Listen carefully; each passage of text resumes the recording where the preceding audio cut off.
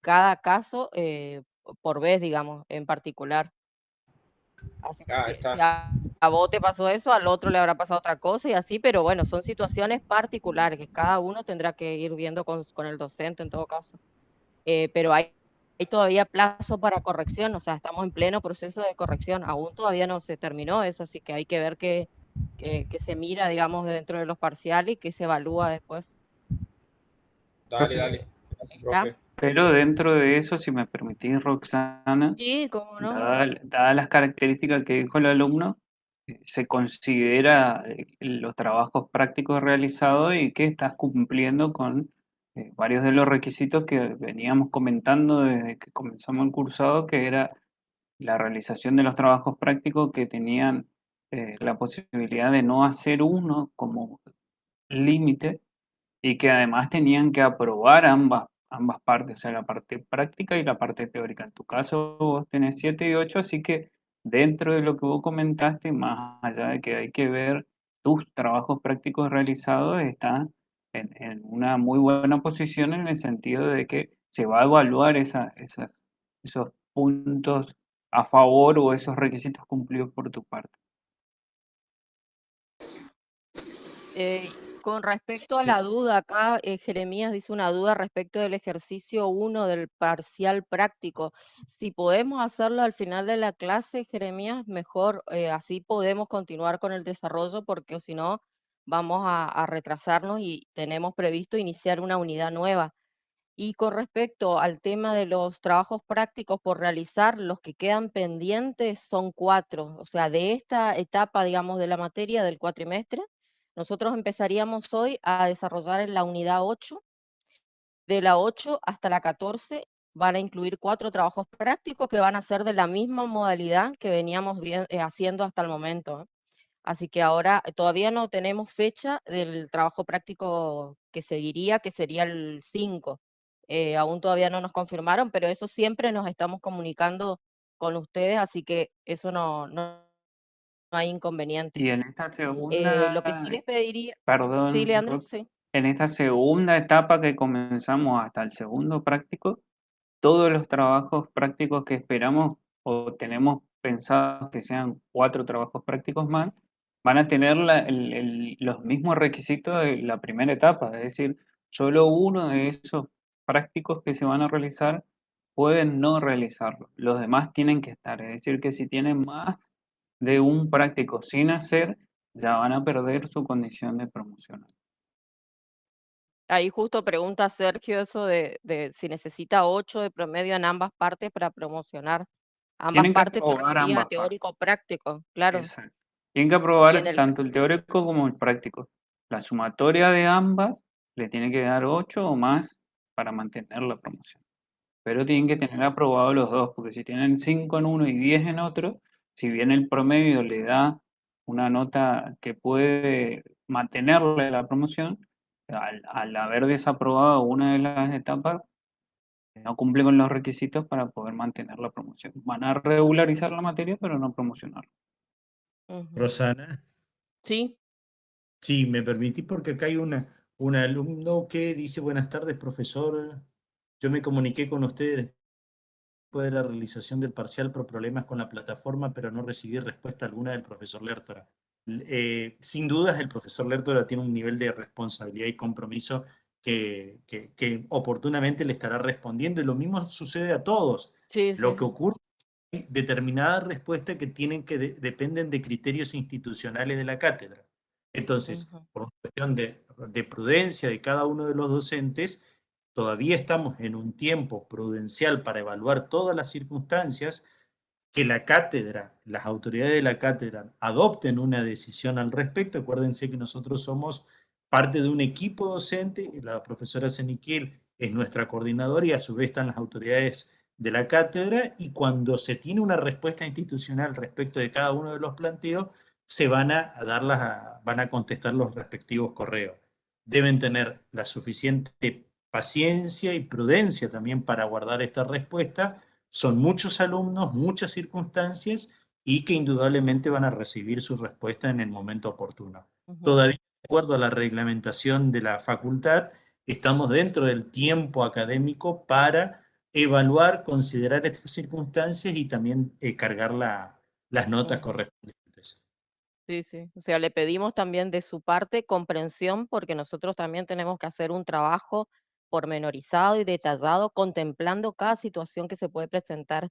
Y en relación a las cuestiones de tipo tecnológica y demás, no es algo que vamos a resolver nosotros. Bien, Seguramente ya se lo va a trasladar y va a haber una respuesta a la titular, que es en última instancia la que nos va a dar las directivas de cómo vamos a tener que proceder. Así que les pedimos paciencia porque estamos en plena etapa, como les dijo el profesor Tolosa, de corrección.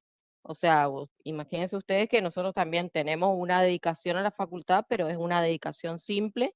Tenemos nuestras actividades laborales en otros horarios contrapuestos, así que le pedimos también nos tengan un poco de paciencia, que oportunamente se les va a evacuar todas las consultas y las situaciones, pero lo más serio por ahí es plantearlo, ya sea en forma particular y nosotros también no aventurarnos a decirles cualquier cosa por contestarles algo que no es lo correcto y por ahí tienden a asimilar situaciones y cada caso es diferente, digamos, cada situación es diferente.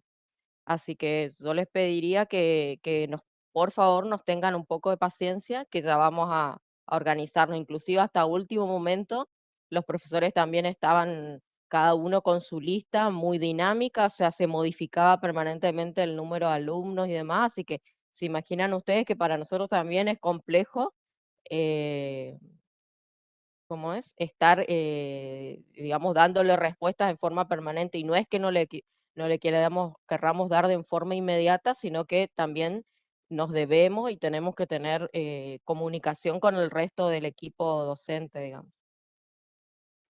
En sí, relación a la constancia, Susana, examen, sí. sí, ahí le respondí ya a Jeremías Leiva que le estaré enviando la constancia de examen también, que Ah, bueno, solicitó. está, sí, sí, sí. A mí me pidieron Buenas esta mañana también tardes. así. Sí, sí.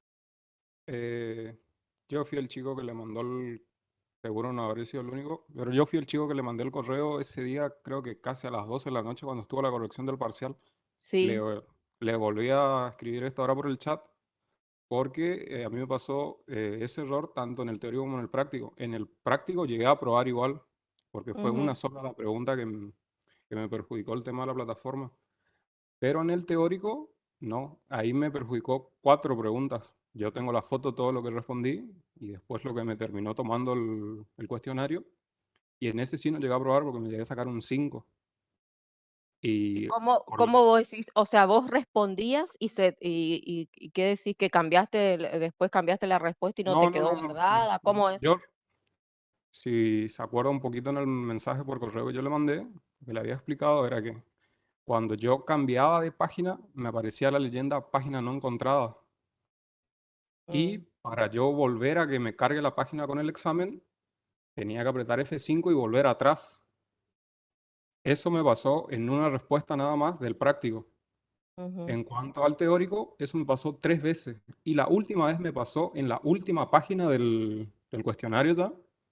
Y ujú. cuando yo quise hacer eso directamente, ya se me envió directamente el cuestionario. No me dejó volver atrás. Lo que sí hizo es entregar directamente el cuestionario.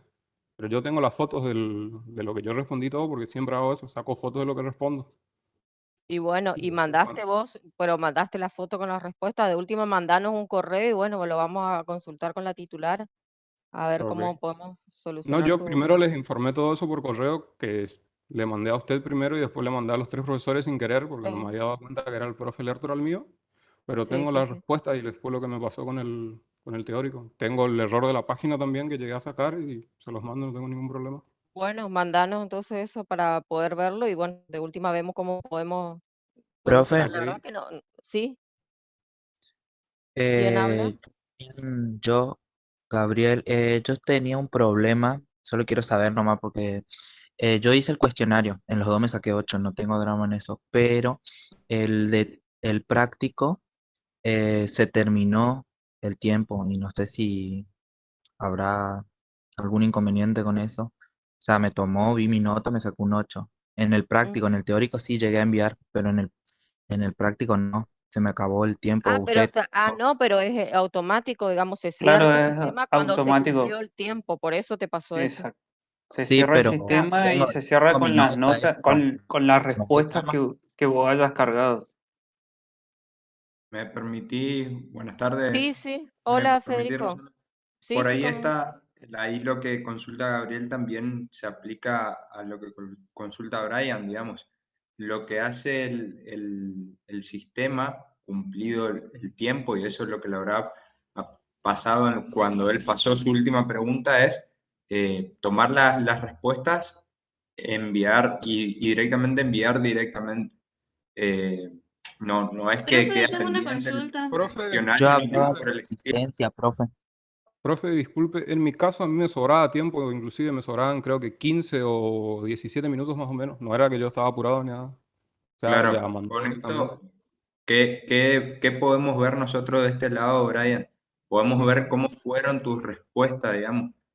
ujú, Después vamos a analizar tu caso en concreto con lo que vos nos envíes, pero de lo ujú. que nosotros vemos, lo que yo pude ver de tu formulario, no hay cambios de respuesta, digamos, el sistema no hace variaciones en la respuesta que un alumno toma.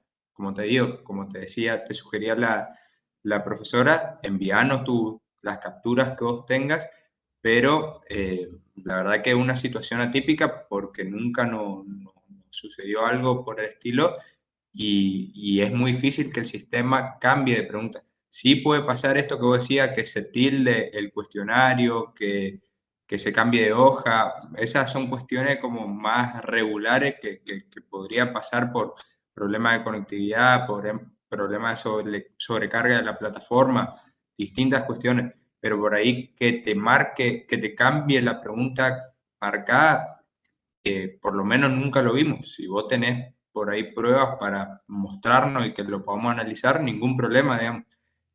Sí, Pero sí es una entiendo cuestión porque atípica al menos.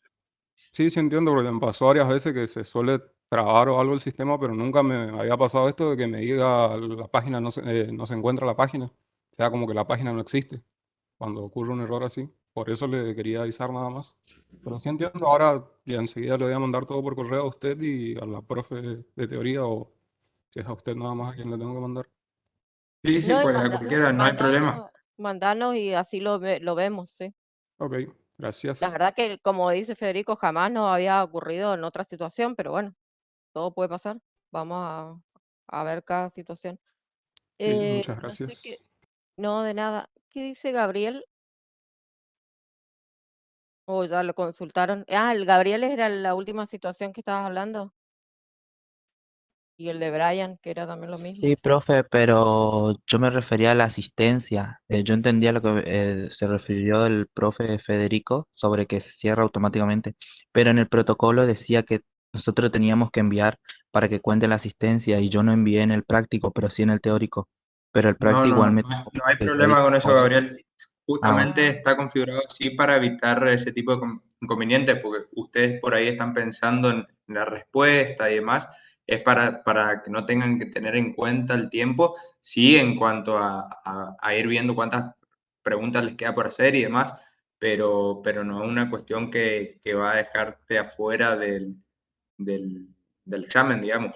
Mientras que efectivamente el sistema haya tomado y te haya colocado una nota, pues eso va a ser tenido en cuenta para tu examen, digamos.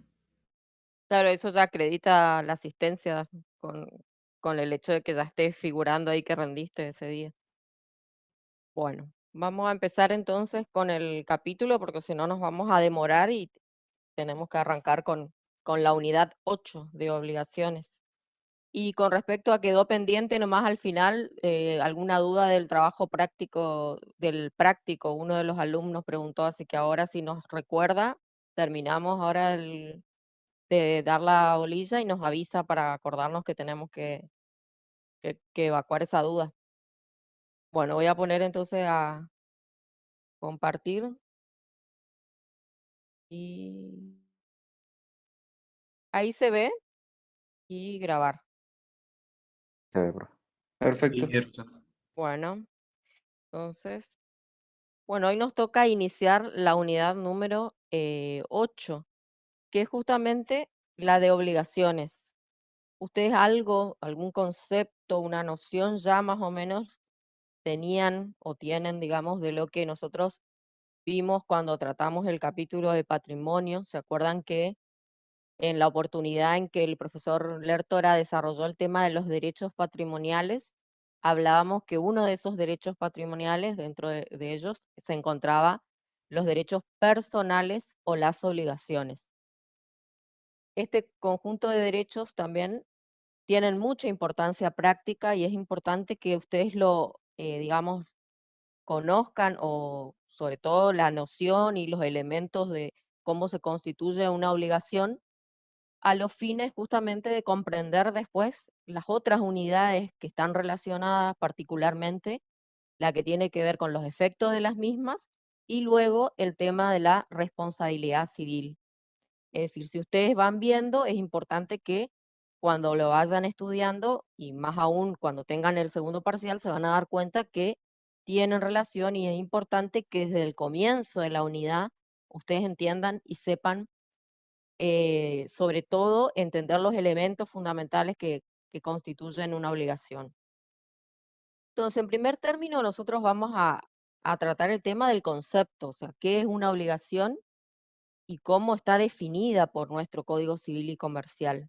O sea, el concepto legal. Y ver dentro de los elementos que elabora la doctrina habla de elementos esenciales y elementos accidentales. Vamos a ver cuáles son esos y por qué razón se denomina o se determina que hay elementos que son esenciales y que no pueden faltar para que una obligación se constituya válidamente. También vamos a ver cómo se originan las obligaciones, dónde tienen su causa las obligaciones, y entonces vamos a desarrollar el tema de las fuentes. También vamos a ver clasificación de las obligaciones, quizás ya no hoy en esta clase, pero en la siguiente terminaríamos, distintos criterios que la doctrina ha elaborado y que el código también prevé, digamos, en cuanto a la clasificación de las obligaciones. Y por último, la rendición de cuentas, que es una forma de obligación también, que es justamente la de explicar los actos que se realizan cuando se actúa en el interés de otra persona. Bueno, en primer término, vamos a ver dónde ubicamos las obligaciones en el código. Nosotros tenemos un libro específico que habla de los derechos personales, que es el libro tercero. Vamos a tener un título primero que es las obligaciones en general, o sea, todas las disposiciones que van a ser comunes a todos los tipos de obligaciones. Y el capítulo primero, las disposiciones generales. Entonces, comienza este libro, digamos, de las obligaciones o los derechos personales, primero dándonos un concepto legal, una definición de lo que se entiende por obligación. Esta definición la encontramos en el artículo 724 del Código Civil y Comercial, donde dice que la obligación es una relación jurídica en virtud del cual el acreedor, tiene el derecho de exigir al deudor una prestación destinada a satisfacer un interés lícito y ante el incumplimiento obtener forzadamente la satisfacción de dicho interés. Entonces, en este gráfico ustedes pueden ver claramente cómo se da esa relación que define el artículo 724 y que justamente nos habla de un nexo, de un vínculo jurídico entre dos sujetos, un sujeto activo o acreedor y un sujeto pasivo o deudor. De esta relación van a surgir, por un lado, el derecho subjetivo o facultad jurídica que tiene este acreedor de exigir al deudor el cumplimiento de una determinada prestación, que puede ser de dar, de hacer y de no hacer. Vamos a ver que hay criterios distintos para clasificarla, pero en general la ubicamos en estos tres supuestos, y que esa prestación tiene que tener un contenido patrimonial, es decir, debe ser susceptible de valoración económica. Entonces, acuérdense que en toda obligación siempre va a estar constituida por este vínculo o relación jurídica que va a unir a los sujetos: activo, que es el acreedor, y pasivo, que es el deudor. Entonces, primero decíamos que teníamos que ver cómo se conformaba una obligación o cuáles eran los elementos que necesariamente o indefectiblemente debían estar presentes para que estemos frente a una obligación. Entonces se habla de que deben estar presentes o deben concurrir 3 elementos: sujetos, objeto y causa. Entonces el sujeto, algo de esto ya con la definición misma nos quedó claro. Dijimos que son 2 tipos de sujetos, que pueden ser sujeto activo o acreedor, es decir, aquel que tiene la facultad de exigir; sujeto pasivo o deudor, que tiene el deber jurídico de cumplir una determinada prestación. Tanto el sujeto activo como el sujeto pasivo pueden ser personas humanas o personas jurídicas. Fíjense cómo ahí van integrando todo lo que ustedes ya vieron en las primeras unidades de la materia, ¿eh?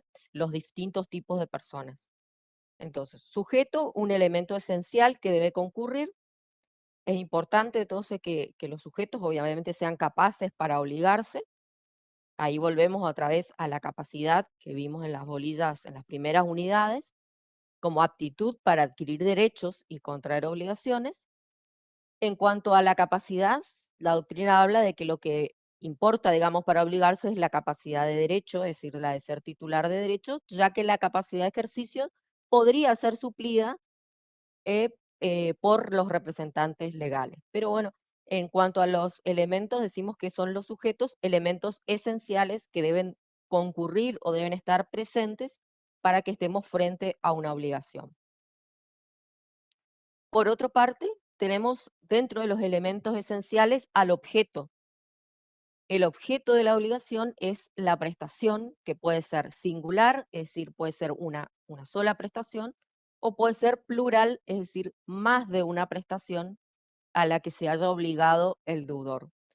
Es decir, vemos que cuando hablábamos de la relación jurídica acreedor y deudor, decíamos que en cabeza de esa persona, o de ese sujeto, perdón, em, pasivo o deudor, estaba el deber jurídico de cumplir una prestación. Esa prestación es un plan de conducta, algo que debe desarrollar ese deudor para satisfacer un interés del acreedor. La prestación como conducta debida al deudor puede asumir varias formas. Por ejemplo, puede ser dar una cosa, es decir, el vendedor que debe entregar la cosa al comprador para cumplir con su obligación pactada en ese contrato de compraventa.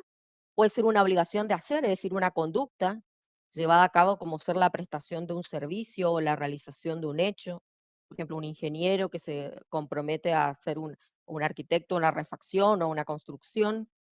O puede ser una abstención también, es decir, una obligación de no hacer, que es justamente una abstención de la conducta del deudor. Por ejemplo, hay muchas actividades o tolerar la conducta ajena. Hay muchas actividades que implican o muchas obligaciones, mejor dicho, que implican una abstención, que puede ser, por ejemplo, cuando viajamos en avión, por ejemplo, la abstención de subir, digamos, o con el equipaje sustancias inflamables, o la abstención en un edificio de propiedad horizontal como una obligación que tienen todos los que habitan en él de abstenerse a realizar ruidos molestos a partir de determinada hora.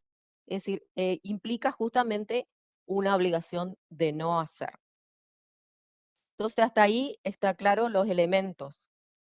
Vamos a ver que al objeto el código le da una importancia clave, digamos, porque se detiene a dar los caracteres que tiene que tener este objeto o esta prestación que el deudor debe satisfacer en favor del acreedor. Y esas características, esas condiciones las marca el artículo 725.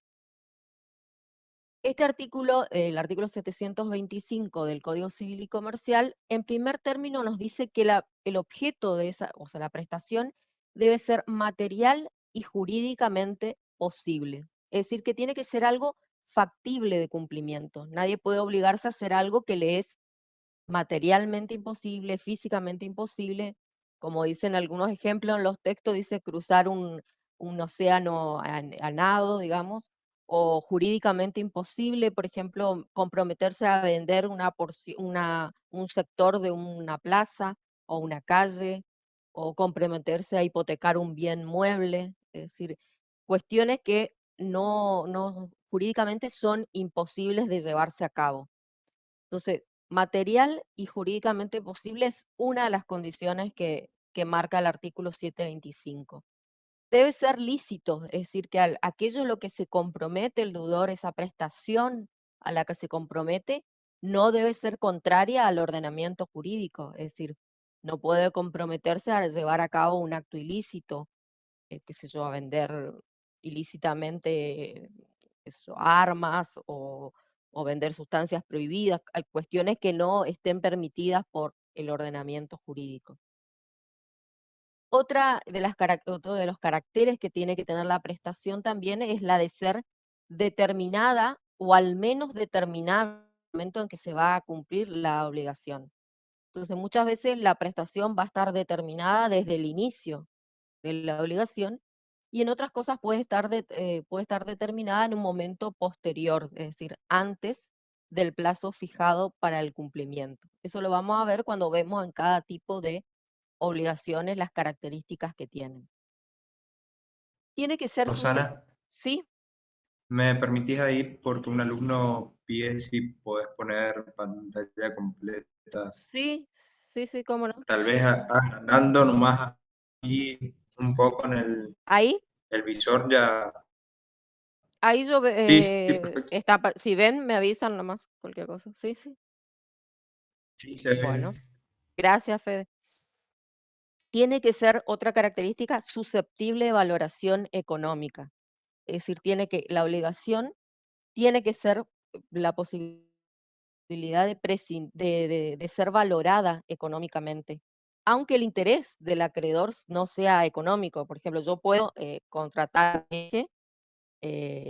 para un viaje de placer, o sea, el interés que tengo como acreedor de ese viaje puede ser el paseo, puede ser otra cosa, pero la obligación que asume el deudor, si en el caso que no cumple, es susceptible de ser valorada económicamente, es decir, yo puedo reclamarle los daños ocasionados si es que esa empresa de turismo, por ejemplo, no cumple con la obligación a la que se comprometió. Entonces debe corresponder a un interés patrimonial o extrapatrimonial del acreedor. Lo importante es que exista un interés, dice, que exista un interés y se busque cumplir con el mismo.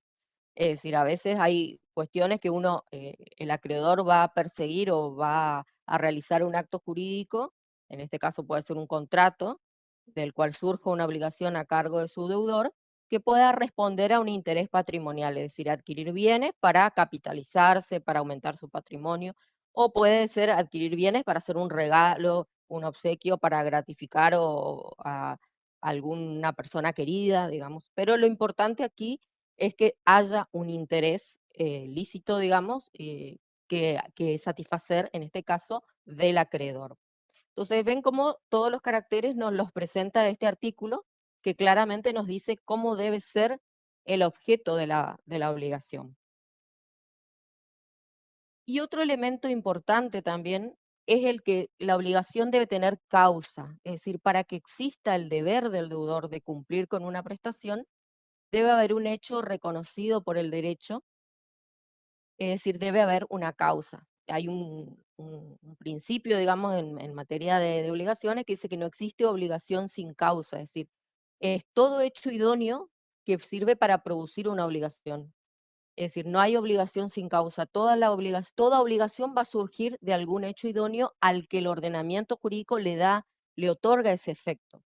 Eso se van a ir dando cuenta cuando veamos nosotros qué tipo de fuentes o qué tipo de causas fuentes o de dónde se originan las obligaciones. Entonces, pueden haber obligaciones que surgen de fuentes contractuales o pueden ser cuasi contratos o pueden ser delitos, cuasi delitos. Pueden surgir también de la voluntad unilateral, del enriquecimiento sin causa, de la ley, etcétera. Entonces, en todos los casos, el hecho o el acto no debe estar prohibido por la ley. Fíjense cómo en esto volvemos a recaer en este concepto importante. Entonces, acuérdense, cuando hablamos de causa, nos referimos a la causa fuente, es decir, el hecho idóneo para producir una obligación. Vamos a ver, entonces, acá es el resumen, pero vamos a ver cuáles son esas causas. Esto yo voy a ir salteando para ir conforme al programa, entonces vamos a unirnos al tema de la fuente. Entonces nos preguntamos si teníamos los elementos esenciales y los elementos accidentales de la obligación, que son los mismos que nosotros vimos al tratar los actos jurídicos: condición, plazo y cargo. ¿Se acuerdan que la condición dijimos que era un hecho futuro incierto al que se subordinaba la adquisición o la extinción de un derecho? El plazo es justamente un hecho, un elemento accidental que las partes pueden incorporar a la obligación y que hace supeditar, digamos, la exigibilidad a un hecho futuro y cierto. Es decir, una fecha, un plazo que va a existir, digamos, que en el futuro se va a producir. Y el cargo es una obligación accesoria que se impone al adquirente de una liberalidad. Esos son los mismos puntos que ustedes vieron al tratar los actos jurídicos. Por eso me quería ir ya al tema de las fuentes para poder avanzar. Entonces, cuando hablamos de fuentes, nos tenemos que referir a dónde se origina la obligación, qué hecho, acto o qué disposición legal da origen a una obligación. Para ello, tenemos que decir que tenemos obligaciones que surgen de la ley, que puede haber obligaciones que surjan de actos lícitos, como son los contratos, los actos lícitos no contractuales, como son la gestión de negocio, el empleo útil, el enriquecimiento sin causa, la declaración unilateral de la voluntad. Ahora vamos a ir viendo cada uno de ellos. Y vamos también a tener obligaciones que surjan de la responsabilidad civil y de la actuación en interés ajeno, que es el último punto que vamos a desarrollar. Bueno, la ley como fuente de las obligaciones, nosotros habíamos visto, ¿se acuerdan cuando vimos en la unidad 1, dijimos lo que es la ley, digamos, la ley como fuente dijimos que una norma social obligatoria, pero acá la tomamos como fuente de las obligaciones. Es la fuente primera y fundamental de todas las obligaciones. Por ejemplo, dice, puede ser fuente directa, es decir, hay obligaciones que directamente surgen de la ley, por ejemplo, la que tienen los padres respecto a sus hijos menores, niños, niñas, adolescentes, de asistirlos en cuanto a la cuota alimentaria, en todas las necesidades vitales que sean para su desarrollo integral. Y puede también ser la ley una fuente remota, por ejemplo, cuando le da efectos a determinadas obligaciones que surgen de una declaración de voluntad. Supónganse ustedes un contrato de locación, entonces el contrato de locación está regulado, tenemos una ley de locación, entonces la ley de manera remota también va a surtir efecto y va a generar obligaciones para las partes que son integrantes o que son parte de este contrato de locación. Entonces, lo importante acá es decir que la ley es fuente fundamental de todas las obligaciones, ya sea de manera directa o de manera indirecta. ¿Qué otra fuente tenemos también? Dentro de los actos lícitos encontramos el contrato. El contrato tiene una definición que nos da el artículo 957 del Código Civil y Comercial, y que nos dice que es el acto jurídico mediante el cual dos o más partes muestran su consentimiento para crear, regular, modificar, transferir o extinguir relaciones jurídicas patrimoniales. Entonces, ahí, digamos, da cuenta esta definición de justamente es el acuerdo de voluntades, y de ese acuerdo de voluntades surgen estas relaciones jurídicas. Y de las relaciones jurídicas se van a generar estas obligaciones, tanto para una parte como para otra del contrato. En un contrato de transporte, en un contrato de locación, en un contrato de compraventa, en un contrato de mutuo, en cualquier tipo de contrato va a haber obligaciones para cada una de las partes que intervienen en el mismo.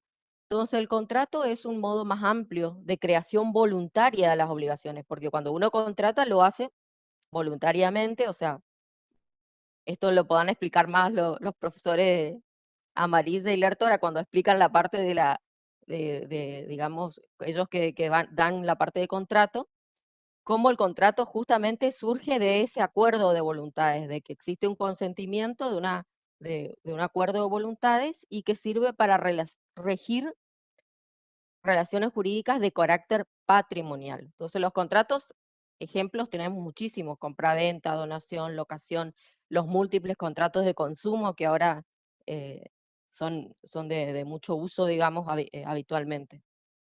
Entonces, dentro de los actos lícitos encontramos el contrato también es una fuente de obligaciones. Hasta ahí se va entendiendo lo que son las fuentes, que hablamos de dónde se originan las obligaciones. No sé si tienen alguna consulta, porque ahora ya me quedé sin ver el chat, así que voy siguiendo, me paran nomás, me avisan cuando hay algo en el chat. Bueno, otra de las fuentes de las obligaciones son actos lícitos no contractuales. Es decir, actos lícitos en los cuales no existe ese acuerdo. ¿Cuáles son los contratos de consumo? Los contratos de consumo son aquellos contratos que tienen una característica en particular que está dada justamente por la asimetría que existe entre las partes, entre el consumidor y el proveedor de bienes y servicios, y son los contratos que tienen la particularidad en donde no hay una posibilidad de negociar, digamos, de poder discutir y poder negociar las cláusulas a las cuales se van a sujetar las obligaciones, sino que hay una parte que predispone el contenido del contrato y la otra adhiere, simplemente acepta. Por ejemplo, lo que nosotros hacemos cuando contratamos un servicio, lo más común, un servicio de telefonía, de internet, de cualquier, o sea, nosotros directamente adherimos, eso es un contrato de consumo. Si querés tener, bueno, internet, contratás con Fivertel, bueno, ahora creo que todo es personal con personal y adherís al servicio. No tenés posibilidad, digamos, de poder discutir ninguna condición contractual. Eso igual lo vamos a ver, estas características también, lo vamos a ver cuando veamos el capítulo de las relaciones de consumo y ustedes también lo van a ver en contratos cuando lo tengan más adelante. ¿Vos querés agregar, Fede, algo? No, que acá lo vemos en la unidad 12, digamos, unas Ujú, unidades más adelante. Pero ujú, las notas esenciales son estas las que decía vos, Rosana, que ujú. hay un proveedor que ofrece bienes y servicios y hay un consumidor, que en algún momento somos todos, digamos, que adquirimos esos bienes o servicios para nuestro uso personal, final, digamos, o nuestro uso familiar. Así es. Bueno, entonces vamos a seguir con otro tipo de fuente, que en este caso es la gestión de negocios. La gestión de negocio entonces es una fuente de tipo no contractual, porque no hay este acuerdo de voluntades y el código lo define así. Dice que hay gestión de negocios cuando una persona asume oficiosamente la gestión de un negocio ajeno por un motivo razonable, sin intención de hacer una liberalidad y sin estar autorizada convencional o legalmente. Es decir, el gestor de negocios es la persona que asume motu propio, es decir, nadie le pide, no tiene un acuerdo con la persona que está beneficiada por esa gestión y la realiza en beneficio de esa persona. Tiene, según el código, esta gestión que realiza a favor de alguien hace surgir en la persona que fue beneficiada por la gestión la obligación justamente de restituir todo aquello eh, que hubiese gastado quien hizo esa gestión. Entonces, el gestor está obligado, dice, sin demora, a avisar al dueño del negocio que asumió una gestión y aguardar su respuesta siempre que no resulte perjudicial. El ejemplo típico que ustedes van a ver en los libros es el vecino que ve que hay una pérdida de un caño de agua en la casa del vecino y contrata o llama inmediatamente a un plomero, alguien que venga a solucionar porque sabe que su vecino o no está en ese momento o está de vacaciones o sabe que no va a poder repararlo en forma inmediata. Entonces realiza una gestión, no hay un acuerdo, no es que el vecino lo llamó y le pidió y le encargó ese trabajo, sino que él oficiosamente asumió esa gestión. Tiene que actuar también este gestor conforme a la conveniencia y a la intención real o presunta del dueño del negocio. El dueño del negocio será en este caso el dueño de la casa. O sea, yo debería actuar presumiendo o teniendo en cuenta cuál habría sido, en el caso de estar presente el vecino, cuál habría sido su comportamiento para poder solucionar ese tema, en el caso de la pérdida del agua, por ejemplo. Entonces, otra característica que tiene es que debe continuar la gestión hasta que el dueño del negocio tenga la posibilidad de asumirla por sí mismo o en su caso hasta concluirla. O sea, eso va a depender de cada situación particular. Si yo sé que el vecino, como les decía, no está en la ciudad y no va a venir dentro de los próximos días, bueno, voy a asumir la tarea de reparar hasta que esté solucionado el problema, digamos. Luego debe proporcionar al dueño del negocio la información adecuada respecto de la gestión, es decir, explicarle, explicitarle cómo fue, qué trámite realizó, a quién contrató, qué es lo que realizó. Y una vez concluida esa gestión, rendirle cuentas al dueño del negocio. Entonces, es una forma también, ven ustedes, que de obligación, de obligarse, digamos, asume una obligación que se asume oficiosamente sin intención de hacer una liberalidad, es decir, no es que quiera hacerlo gratuitamente y sin estar autorizada ni obligada convencional o legalmente. Pero surgen a cargo de la persona que se ve, que la dueña del negocio, es decir, la persona beneficiada, surge la obligación de restituirlo aquello que los gastos en que haya incurrido el gestor para realizar esa tarea. Ujú. Entonces hay una fuente de las obligaciones acá también en la gestión de negocios. Otro caso de fuentes de obligaciones los encontramos en también actos lícitos no contractuales, que es el empleo útil, que es justamente lo mismo que hace el gestor, pero en este caso no es un acto en sí, sino lo que realiza es un gasto en beneficio de otra persona. Entonces, sin ser gestor de negocios ni mandatario, realiza un gasto en interés total o parcialmente ajeno, tiene el derecho al que le sea reembolsado su valor en cuanto haya resultado de utilidad y aunque después éste llegue a cesar. El reembolso incluye los intereses desde la fecha en que el gasto se efectúa. Es decir, también en el caso, si yo, por ejemplo, veo que en la casa vecina o en la casa al lado viene un aviso de corte de electricidad por falta de pago, entonces si soy el vecino puedo hacer esa gestión, hacer ese gasto, ir y pagar ese servicio para evitar justamente ese corte de electricidad al vecino y una vez que él se reintegre, digamos, exigirle a él que se le reembolse lo que haya gastado. Incluye también los intereses desde la fecha en que el gasto se efectúa. Entonces, ese es el empleo útil. No es un gestor de negocios. La única diferencia con la gestión de negocios es que en este caso no es una tarea en sí, sino más bien un gasto. Esa es otra forma de hacer surgir una obligación. Otra forma en que se genera una fuente autónoma de obligaciones, que también es causa de las obligaciones, es el enriquecimiento sin causa. Es decir, el enriquecimiento sin causa está regulado en nuestro Código Civil y Comercial y justamente dice que toda persona que sin una causa lícita se enriquezca a expensas de otro, está obligada en la medida de su beneficio a resarcir el detrimento patrimonial del empobrecido. Si el enriquecimiento consiste en la incorporación a su patrimonio de un bien determinado, debe restituirlo, si subsiste en su poder, al tiempo de la demanda. Entonces, esto se basa justamente en que nadie puede enriquecerse a costa de otro sin una causa legítima, digamos. Si yo pago, por ejemplo, a una persona por error el pago indebido a una persona creyendo que es mi acreedor y de hecho no lo es, la persona que recibió el pago se estaría enriqueciendo indebidamente porque no hay una causa eh, jurídica legítima que justifique ese pago. Entonces, lo que corresponde es que reintegre lo que ha percibido.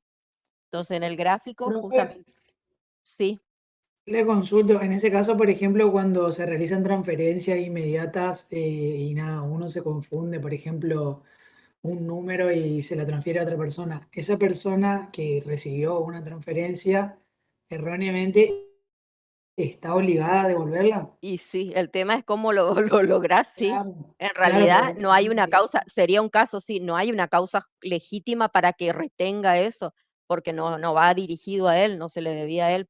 Sí, sería una cuestión de, digamos, de acreditar eso, sí. Sí, sería Claro, eso.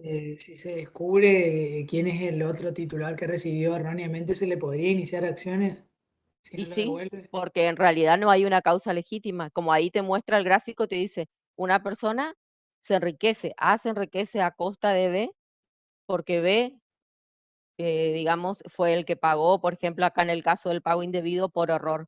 Entonces va a tener B una acción de repetición, es decir, una obligación de restituir eso que indebidamente él tiene, ya sea dinero o ya sea una cosa que haya entregado indebidamente. Sí, sí, podría ser un caso, así es. ¿Y Podría vos ser también, Rosana, Sí, sí, sí. utilizando el ejemplo que vos diste de la gestión de negocios. Pensemos que algún vecino se va de vacaciones, se le rompe alguna ventana o algún caño está perdiendo agua y otro va y lo arregla. El vecino al volver probablemente vaya a retribuirle a alguien o vaya a consultar quién lo hizo y por ahí le paga el indebido a alguien que no lo hizo y él, sí, yo te Ah, arreglé el caño, yo te puse la puerta. Bueno, en ese sí. caso estamos frente a un enriquecimiento sin causa donde esta persona va a poder reclamar la repetición de lo indebidamente pagado. Así es. Sí, sí, sí. Excelente para, para unir los ejemplos de lo anterior. O sea, acuérdense ustedes que si no hay una causa legítima, no hay por qué recibir ese pago o la entrega de la cosa. Entonces, nadie puede enriquecerse sin esa causa legítima. ¿Eh? Entonces, por una cuestión, por un principio general del derecho, se habla que no puede enriquecerse a costa de otro y deberá reintegrar aquello que ha recibido en forma indebida. Después tenemos la declaración unilateral de la voluntad. Bueno, la declaración unilateral de la voluntad también es una forma de, de generar obligaciones, una fuente de las obligaciones, y es cuando la manifestación de voluntad de un sujeto crea una obligación frente a otros sujetos inicialmente indeterminados. Vamos a ir viendo diferentes supuestos en los cuales una persona, por su sola manifestación de voluntad, sin que haya un acuerdo, como el caso del contrato, por ejemplo, genera obligaciones a su cargo. ¿Cómo define el código? En el artículo 1800 dice que la declaración unilateral de voluntad causa una obligación jurídicamente exigible en los casos previstos por la ley o por los usos o las costumbres y se aplican subsidiariamente las normas relativas a los contratos. Entonces, en definitiva, ¿qué quiere decir esto?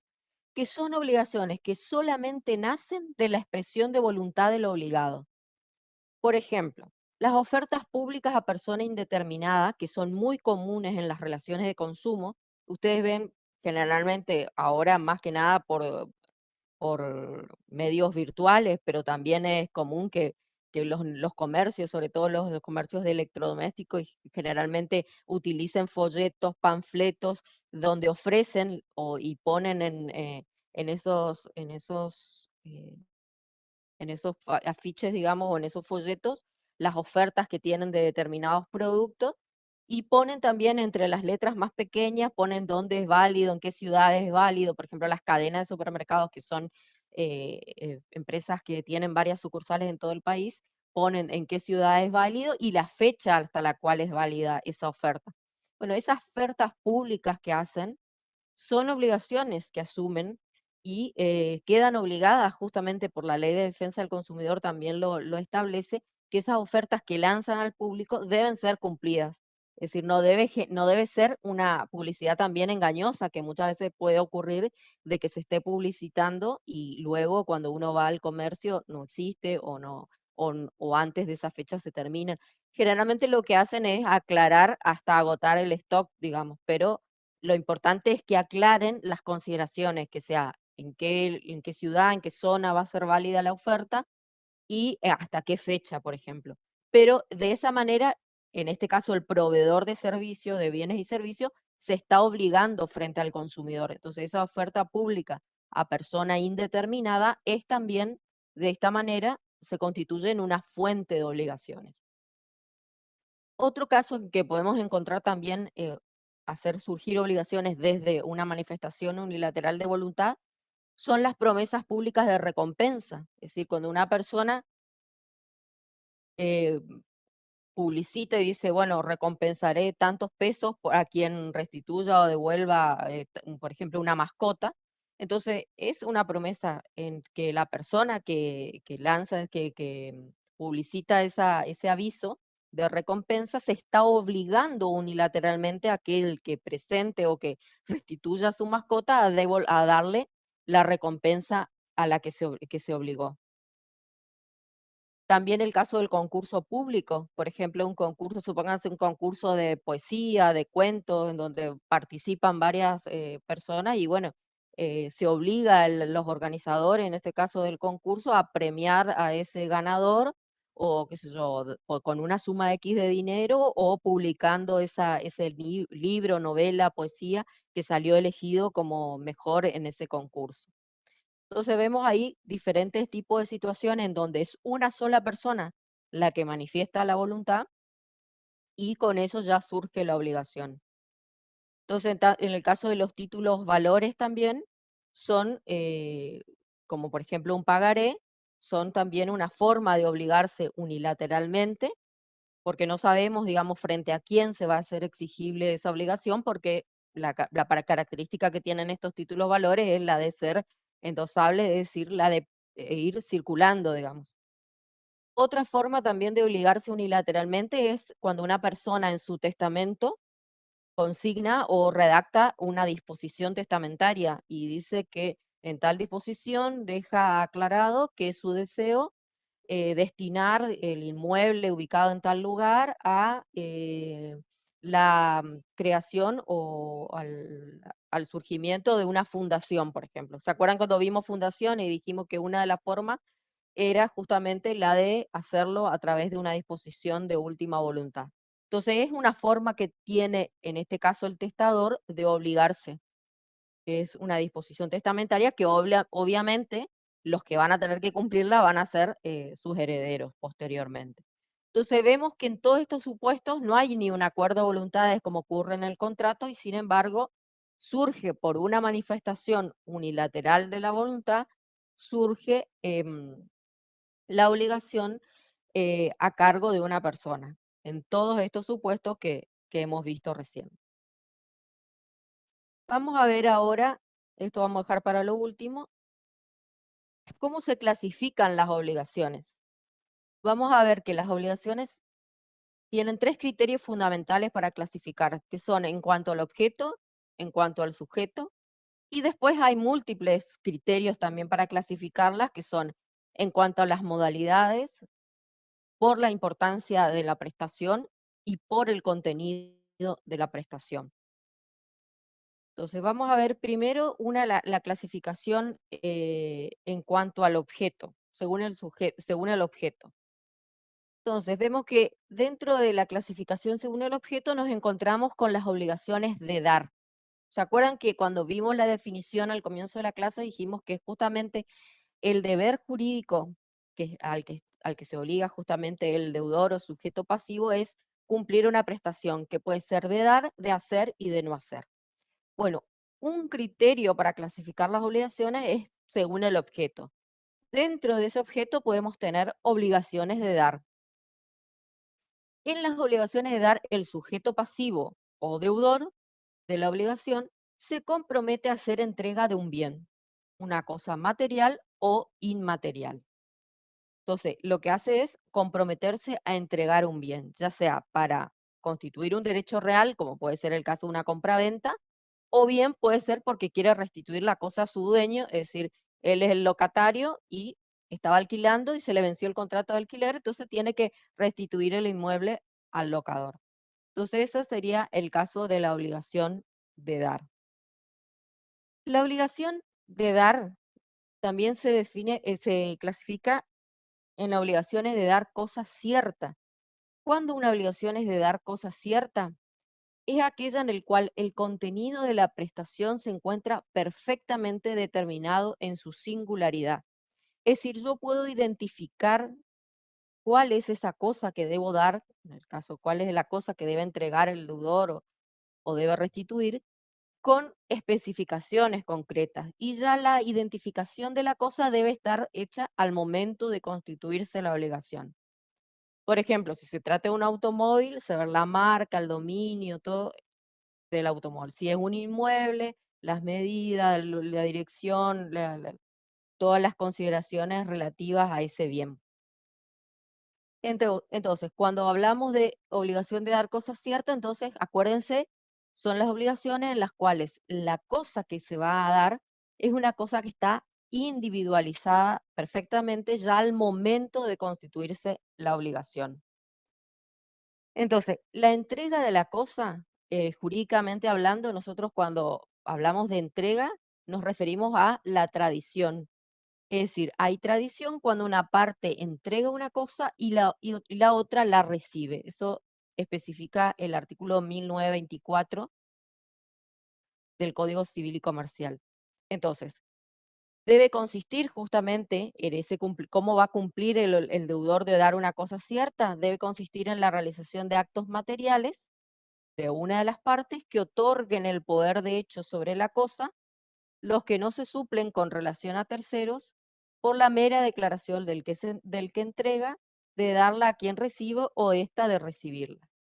Es decir, en definitiva, la tradición es entregar una cosa y otra persona la recibe. Obviamente tiene que tener esa conformidad. Lo importante acá es que sepan ustedes cuándo estamos en presencia de una obligación de dar cosas ciertas. Entonces, una obligación de dar cosas ciertas es aquella cuyo objeto, su prestación, constituye una cosa que está perfectamente individualizada desde el inicio de la obligación, es decir, al momento mismo de constituirse la obligación. También hay otro tipo de obligaciones en cuanto a las cosas, también que se clasifican en cuanto a su objeto, que tenemos las obligaciones de género. Son obligaciones de dar y recaen sobre cosas determinadas solo por su especie y cantidad. Por ejemplo, yo digo, me obligo a entregar 1000 kilos de papa, o 1000 kilos o 1000 kilos de naranja, etc. Las cosas debidas en una obligación de género deben ser individualizadas, es decir, la elección le corresponde al deudor, excepto que lo contrario resulte de la convención de las partes. La elección debe recaer sobre cosa de calidad media y puede ser hecha mediante una manifestación expresa o tácita. Es decir, ahí lo que hace el código es determinar o establecer una serie de pautas en las cuales se va a cumplir esta obligación de género, digamos. El deudor, obviamente, el deudor que debe entregar la cosa, y el acreedor tiene la posibilidad de elegir la cosa y tiene que elegir entre una calidad media, digamos, eso de acuerdo a la convención, a lo que cada uno pueda elegir, lo que determine la elección. Entonces, acuérdense, en las obligaciones de dar cosas ciertas están individualizadas perfectamente, o sea, desde el comienzo de la obligación. Y en las obligaciones de género solo por su especie y cantidad. Es decir, Susana, únicamente, sí, si me permitís las obligaciones de género, esto me hace acordar a algo que pasa usualmente en la compra en la comercialización de cachorritos de perro, digamos, que el sí, macho tiene que elegir después, el dueño del macho tiene que elegir después una mascota, un cachorro en particular, y bueno, ¿cuál elige? El más lindo, el que por ahí no ujú. está tan desarrollado, macho o hembra. Bueno, si las partes nada convinieron, se aplicaría en este caso lo dispuesto por el artículo 762 del Código. Claro, sí, sí, sí. Y creo que también eso también acá se aplica mucho el tema de los usos y costumbres, porque el otro día me comentaban, yo no tengo perro, pero me decían que el que tiene la perra, o sea, el dueño de la perra es el que debe quedar con más cantidad de cachorros, digamos. Así es. Entonces también es como también la práctica, el hábito hace que sea de esa manera, cómo se arreglan, digamos, las obligaciones. Así que muy bueno el ejemplo, sí, de los perritos, tal cual. Igual, Gracias. si vale el dato, no hay que comercializar perros, hay que Sí, adoptar. también. También, sí, vamos a poner eso, sí, tal cual, sí. Bueno, entonces vamos ahora a otra clasificación o otro criterio que es la obligación de dar sumas de dinero. que también La más importante. la más importante sería esta. Otro tipo de clasificación, y dentro de estas obligaciones de dar suma de dinero, tenemos una definición que nos da el código en el artículo 765. Dice, la obligación la obligación es de dar suma de dinero si el deudor debe cierta cantidad de moneda determinada o determinable al momento de la constitución de la obligación, es decir, cuando se origina la obligación.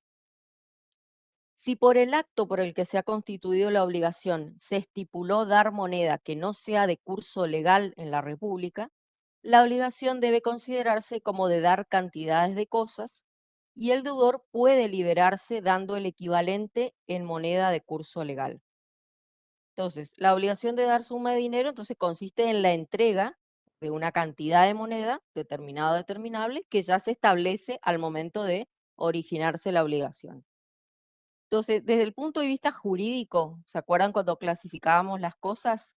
Ya, cuando el profesor Lertora le explicó en esa clase la clasificación de las cosas, hablábamos de los distintos tipos o criterios de clasificación. Entonces, jurídicamente, el dinero es una cosa mueble, fungible, es divisible, es consumible y tiene curso legal y forzoso. Vamos a ver qué es eso del curso legal, por qué tiene un curso legal. Entonces, la obligación de dar suma de dinero, primero tenemos que decir que la moneda, como bien lo define acá económicamente, es un instrumento de medida de los valores patrimoniales. Es decir, nos va a servir para darle valor a las cosas, para darle un valor determinado. Pero eso desde el punto de vista económico. Ahora, a nosotros nos interesa ahora desde el punto de vista jurídico, qué es la moneda para nosotros. Es el medio común de cancelación de los créditos y es medio legal de pago y está garantizado por el Estado. Por eso se habla de curso legal de la moneda. Es aquella moneda que tiene el respaldo, digamos, el curso legal, el respaldo del Estado y que sirve como medio de pago, es decir, que es el medio común de cancelación de los créditos. Eso es la definición desde el punto de vista jurídico. Entonces, es de curso legal porque la ley hace que resulte, la ley dispone que es de aceptación obligatoria para los acreedores como medio de pago. Entonces, cuando hablamos de obligaciones de dar suma de dinero, el deudor lo que debe hacer es cumplir entregando, como dijimos acá, moneda de curso legal, como dice esta disposición. Entonces, la obligación de dar suma de dinero va a hacer surgir en el deudor la obligación de entregar la cantidad correspondiente de la especie designada, es decir, de aquel tipo de moneda que acreedor y deudor han convenido al constituir la obligación.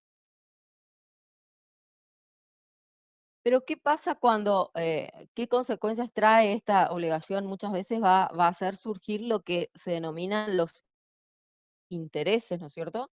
Supónganse distintas situaciones que pueden generar y que pueden surgir también de una obligación de dar suma de dinero, es la generación de intereses.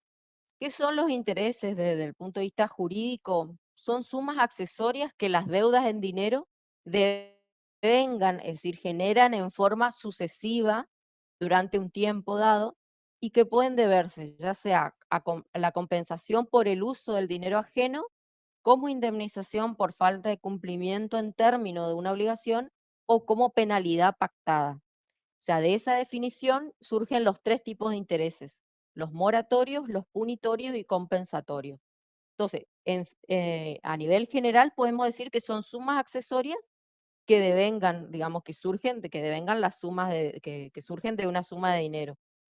Esas clases de intereses pueden ser moratorios justamente por el retardo en el cumplimiento de una obligación, es decir, porque el deudor cumplió con retardo, es decir, estuvo en mora, entonces por ese tema debe intereses moratorios. Puede ser punitorio, es decir, las partes mismas establecen como una pena por el retardo o el no cumplimiento de una obligación. Eso lo vamos a ver también cuando veamos responsabilidad, que es en el caso de la cláusula penal. Muchas veces en los contratos se incorpora este tipo de cláusulas en donde las partes ya de antemano establecen una cláusula, una pena determinada de una determinada suma por cumplir con retardo o no cumplir la obligación.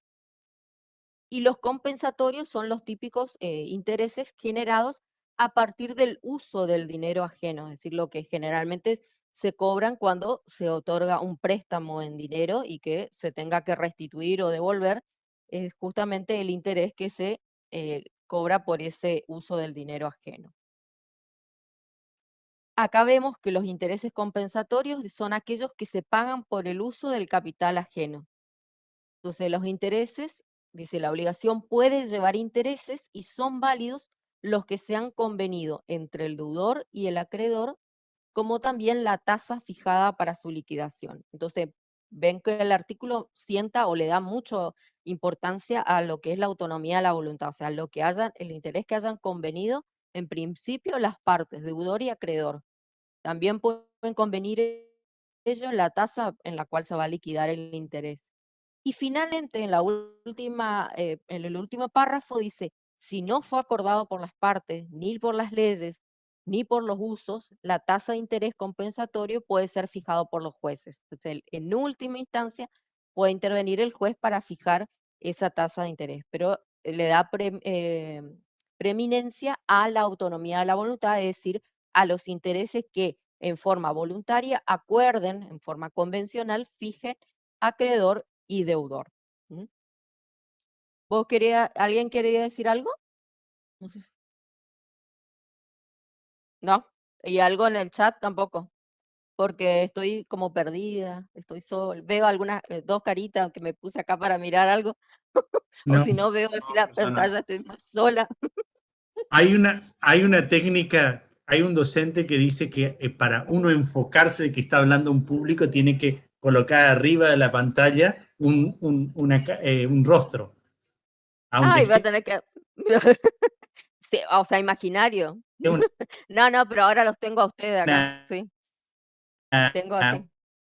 Dejo en una esquinita porque no, sin nada es muy feo una hablar solo una ilustración. más, Entonces, estoy hablando. tal cual. Bueno, entonces quedó claro el tema de los intereses compensatorios. Entonces, son aquellos que se pagan por el uso del capital ajeno. Acuérdense primero, le da mucha importancia acá a aquellos que hayan fijado de común acuerdo acreedor y deudor, como así también la tasa de liquidación pueden acordarlo eso. Si no lo acuerdan las partes, ni lo establecen las leyes, ni resultan de los usos, la tasa ahí recién podría ser fijada por los jueces. Entonces, los intereses moratorios que dijimos, mora habla de retardo, ¿no es cierto? La mora se refiere a un retraso o retardo en el cumplimiento de una obligación. Entonces, va a generar a cargo del deudor intereses moratorios, es decir, por el retraso en el cumplimiento de la obligación.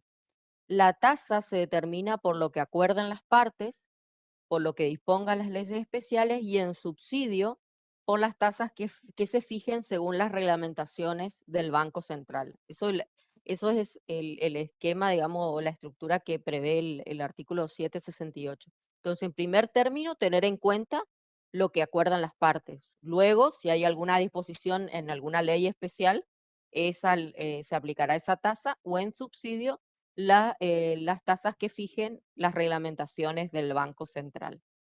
Entonces, acuérdense, moratorio indica o da la idea ya de retraso. Entonces, va a ser justamente el interés que deba pagar el deudor por haberse retrasado en cumplir esa obligación de dar suma de dinero. Y los punitorios, que son los últimos que habíamos visto en el esquema anterior, dijimos que son aquellos intereses que son pactados, o sea, son convencionales, son acordados por las partes y se rigen por las normas de la cláusula penal. La cláusula penal tiene una definición que se encuentra en el artículo 790 del Código Civil y Comercial, que dice que es aquella por la cual una persona, para asegurar el cumplimiento de una obligación, se sujeta a una pena o multa en el caso de retardar o de no ejecutar la obligación. O sea, de común acuerdo ya en el contrato fijan ya las partes cuál va a ser esa pena justamente por cumplir fuera de término o por no ejecutar la obligación. Ya lo tienen de antemano fijado, digamos. Entonces, eso se denomina interés punitorio y se rige por las normas de la cláusula penal. Entonces, acuérdense los 3 tipos de intereses, dijimos acá, son el intereses moratorios, siempre lo va a deber por el retardo en el cumplimiento de la obligación. El punitorio, acuérdense, es convencional, es decir, acordado por las partes por retardar o por no cumplir la obligación. Y el compensatorio es el que se debe por el uso del capital ajeno. Ahora vamos a ver que dentro de la prestación también puede obligarse el deudor a cumplir una obligación de hacer. ¿Y en qué consiste esa obligación de hacer? Justamente en la prestación de un servicio o la realización de un hecho, en el tiempo, lugar y modo acordado por las partes. Entonces, la obligación de hacer va a ser realizar algo, es decir, realizar una conducta, realizar una acción con todos los detalles. Por ejemplo, me comprometo a realizar un muro, a construir un muro, a pintar un departamento, a revocar una pared, lo que fuere. Entonces, es una prestación en un tiempo determinado, en un lugar y modo acordado por las partes. Eso también es otra de las prestaciones a las que puede hacerse, digamos, las que puede asumir el deudor. Bueno, en las obligaciones de hacer siempre está presente la idea de prestar un servicio, ¿no es cierto? La prestación de un servicio puede consistir en realizar una actividad con la diligencia apropiada independientemente de su éxito. Las cláusulas que comprometen a los buenos oficios o aplicar los mejores esfuerzos están comprendidas en este inciso. Y en procurar al acreedor cierto resultado concreto con independencia de su eficacia, o en procurar al acreedor un resultado eficaz prometido. La cláusula llave en mano o producto en mano está comprendida en este inciso. Bueno, en relación a la obligación de hacer, vemos que a veces, como dice este artículo 774, la prestación va simplemente consistir en poner, digamos, a disposición o poner al servicio de alguna manera del acreedor una determinada actividad. Es decir, independientemente de que logremos o no el éxito, un éxito determinado. Otras veces va a comprometerse un resultado. Esto también lo vemos con otro criterio de clasificación de las obligaciones que tiene que ver en las obligaciones de medio y de resultado. Por ejemplo, en las obligaciones de medio solamente se compromete el deudor a poner todo su conocimiento, toda su expertise en realizar prestar un determinado servicio o determinada obligación de hacer, pero no puede comprometer el resultado, que es el caso, por ejemplo, de la labor de un abogado. O sea, puede tomar un caso, llevar a cabo, tramitar un expediente determinado, pero no puede comprometer el resultado de ese proceso judicial. Sí puede comprometerse a llevar a cabo todas las diligencias necesarias, ajustar su conducta a los plazos, a los modos, de cada proceso, digamos, en sí, pero no puede comprometer el resultado. Y hay otras obligaciones que son obligaciones que en donde sí se compromete el resultado. Por ejemplo, el caso de una persona que se comprometa a reparar algún electrodoméstico, a reparar algo en donde lo comprometido, digamos, es lo que se busca es el resultado eficaz, digamos. Entonces, en ese caso sí estaríamos frente a una obligación de resultado. Pero la obligación de hacer siempre es la prestación de algún servicio, alguna conducta en beneficio justamente de un interés del acreedor. Entonces, la realización del hecho debe cumplirlo en el tiempo, o sea, eso siempre hablando del deudor, la realización de este hecho que implica la obligación de hacer, debe cumplirlo en tiempo y modo acorde con la intención de las partes o con la índole de la obligación. Si lo hace de otra manera, la obligación se tiene por incumplida y el acreedor puede exigir la destrucción de lo mal hecho siempre que tal exigencia no sea abusiva. Entonces, importante acá tener en cuenta lo que las partes hayan acordado, es decir, lo que el deudor y el acreedor acordaron, es decir, en qué tiempo, es decir, va a realizarse el hecho, de qué modo, de acuerdo a la intención de las partes. Por ejemplo, se compromete la persona a realizarle el servicio de decoración de un evento que se va a realizar en un quincho en tal zona de la ciudad, y bueno, se compromete a que va a estar a tal hora ya instalando todo la ornamentación necesaria para que se realice una celebración, que es un casamiento, una recepción, etcétera. Entonces, el obligado debe cumplirlo acorde justamente a la intención, a lo que fue acordado. O se compromete a construir hacer una determinada obra, por ejemplo, a construir hacer una escultura, una pintura, lo que fuere, tiene que hacerlo, digamos, en el tiempo que se ha pactado o conforme a las condiciones que han acordado las partes. Entonces, siempre es la realización de un hecho determinado. Dentro de las obligaciones de hacer, tenemos subclasificaciones acá que van a ser aquellas obligaciones que pueden hacerlas cualquier persona, se denominan fungibles, o sea, la obligación en sí, porque la puede realizar cualquier persona. Por ejemplo, yo digo a alguien pintar un muro, pintar una pared común de una casa, bueno, lo puede realizar cualquiera.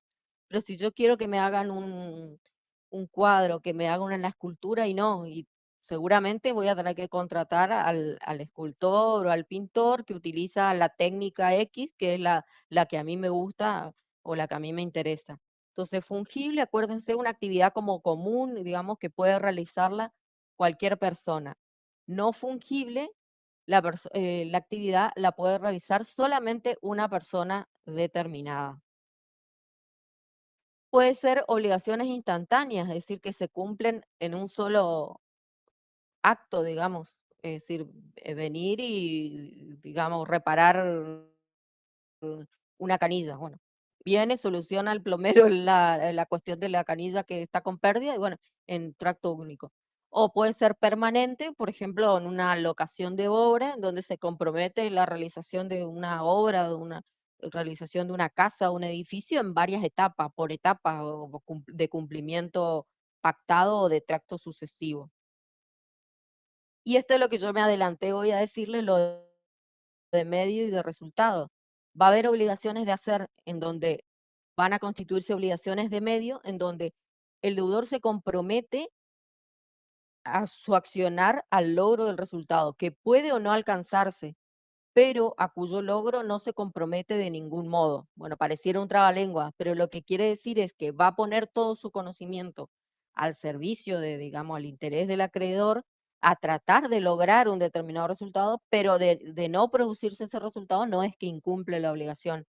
Por ejemplo, sería una obligación de medio, como yo le decía, la labor que tiene el abogado. Si el abogado actuó dentro de su responsabilidad profesional, cumplió todo, contestó las presentaciones en tiempo y forma, se guió no incurrió en ningún tipo de negligencia en su accionar, no tiene por qué garantizarle, digamos, el resultado del proceso a su cliente. Sin embargo, va a haber otras prestaciones en donde sí el resultado es importante o va a ser importante, digamos, como es el caso de que la obligación, la prestación a cargo del deudor sea el resultado esperado. Por ejemplo, la reparación de algo. Uno busca, digamos, cuando manda a reparar una heladera, un vehículo, lo que fuera, uno busca que el deudor cumpla, digamos, efectivamente, que le garantice ese resultado, obtener el resultado del deudor. Y por último, también tenemos las obligaciones que son de no hacer, o sea, aquellas obligaciones que van a constituir una abstención. Es decir, el deudor lo que tiene que hacer es abstenerse a realizar algo o tolerar una actividad ajena. Su incumplimiento imputable le permite reclamar la destrucción física de lo hecho y los daños y perjuicios. Entonces, acuérdense, no hacer siempre va a consistir en una abstención. Yo debo abstenerme de hacer ruido pasada tal hora si convivo en un régimen de propiedad horizontal o debo abstenerme a plantar algún árbol a menos de 3 metros de la casa del vecino.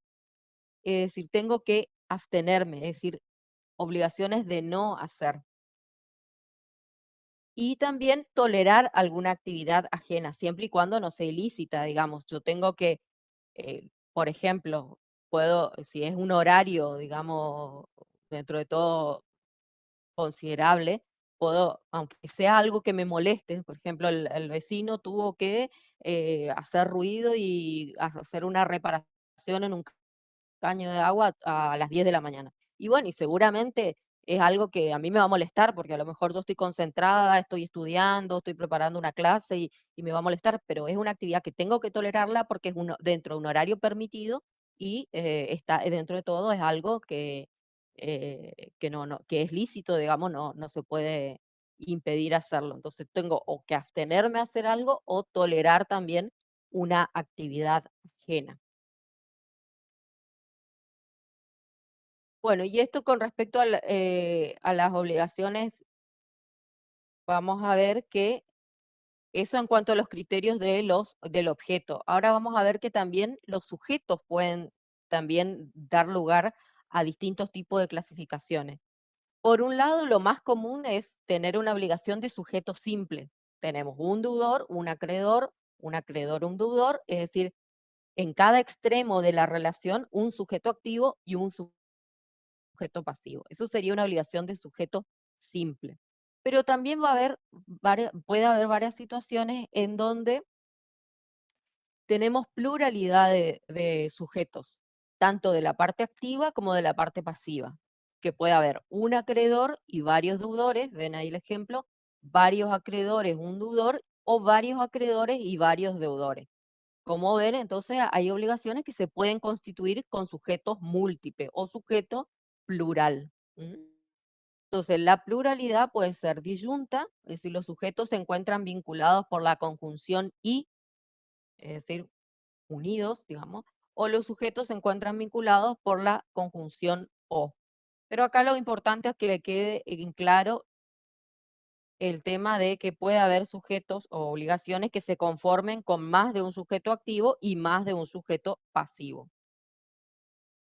Bueno, yo dejaría acá para, digamos, la clase que viene, ver lo que es obligaciones simplemente mancomunadas y solidarias y terminar con otros criterios de clasificaciones.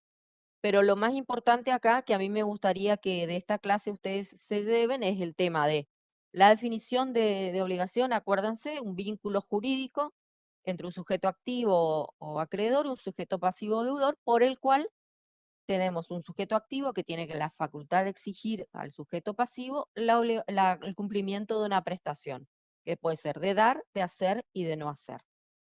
Que vimos además que tenemos elementos que son esenciales en toda obligación, que deben existir sujetos, que deben ser capaces, que debe haber un objeto o prestación, y dijimos que el artículo 725 establecía todas las características que tenía que tener el objeto, posible, lícito, determinado, determinable, entre otras cosas. Y luego teníamos la causa. Importante, saber que toda obligación tiene una causa, es decir, un hecho idóneo que lo va a producir. De ahí vimos que hay causas, que las obligaciones pueden generarse en distintas causas fuentes, como la ley, el contrato, el cuasicontrato, la declaración unilateral de la voluntad, es decir, ver cada uno de esos supuestos, el enriquecimiento sin causa. Y luego vimos la clasificación de las obligaciones de acuerdo al objeto. Dijimos que pueden ser obligaciones de dar, obligaciones de ser y de obligaciones de no hacer. Vamos a iniciar otra vez en la clase que viene el tema de los sujetos para que no se le mezcle tanto. Vamos a ver las clasificaciones de acuerdo al sujeto y ahí concluiríamos la unidad 8. No sé si hay alguna consulta hasta acá que quieran hacer. No sé, yo ahora sí no lo achico para poder ver el chat. Ahí lo achiqué, entonces veo algo. No, profe. No entendí las obligaciones de sujeto simple. Bueno, sujeto simple es cuando hay un solo acreedor y un solo deudor. Es decir, un sujeto activo y un sujeto pasivo. Y en las obligaciones de sujeto plural, que es sobre lo que vamos a volver en la clase que viene, es donde se da la particularidad de que hay varios sujetos que pueden ser varios sujetos activos y varios sujetos pasivos, o un sujeto activo y varios pasivos y viceversa, como le dan las distintas situaciones. Pero el simple es justamente uno y uno, un activo y un pasivo. No sé si hay otra consulta. Ay, que no puedo ver el... Acá está el chat. Ah, que escribieron mucho.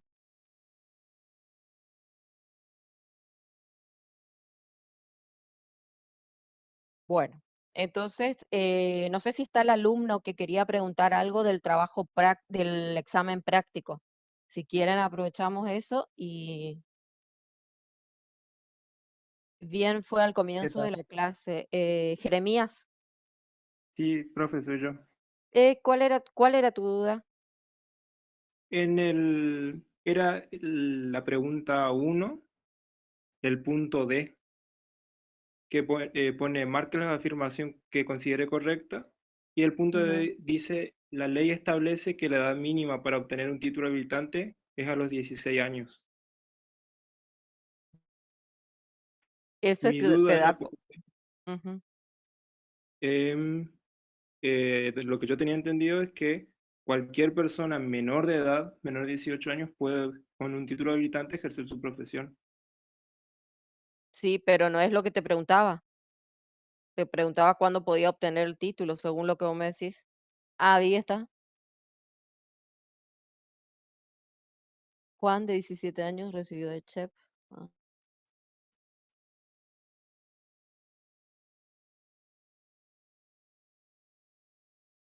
Y abajo, Y abajo está la pregunta. a ver cómo dice.